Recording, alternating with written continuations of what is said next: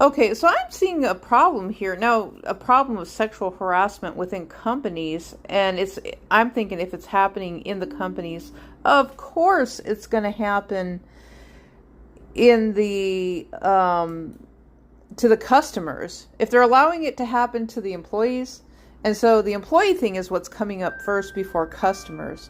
So this one says, I'm an employment attorney here to tell you how to respond to the sexual harassment in the workplace. In the Me Too movement era, ask me anything.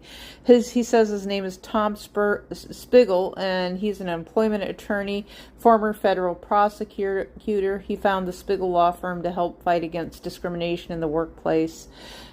He says, I think how these issues being handled in the workforce, especially big tech companies like Google, is counterproductive and harmful to employees. I want to help workers of any gender find out how to best deal with harassment of themselves and how to think about their own behavior. Now his Twitter apparently has been deleted. Okay, so there's another person. He says, hello, I am a male who has been sexually harassed by a manager in the past. The incident was on video, and I reported him. However, it was not taken seriously. They claimed the video didn't have audio, so even though they saw something, they could not validate what I reported.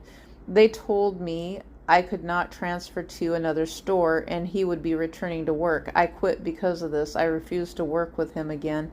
If I ever find myself in a situation like this again, what are the correct steps to take? I'd like to thank those of you who were helpful and supportive, and those of you who decided to be edgy. Thanks for trying. Now, Tom Spiegel is not responding to any of these from... Oh, he did respond. This is what he says. Oh, I'm so sorry this happened. Next time a report, and then ideally get a lawyer. Well, why aren't they telling people to call the police? Just call the police. This is sadly common. It should not matter that they did not have sound. That's true. Very well could constitute illegal, hostile work environment. Now, you have the same thing in marriages at home, too. Hostile work environment when you have an at-home job. But that's different from a company allowing it to happen. It sounds like, especially in Walmart, it sounds like it's getting worse and worse. And Walmart and the big box stores, they don't care who is dating who's sleeping with who. This says in September, a guest at the restaurant I worked at sexually assaulted me. I told 2 managers and neither one of them did anything about it.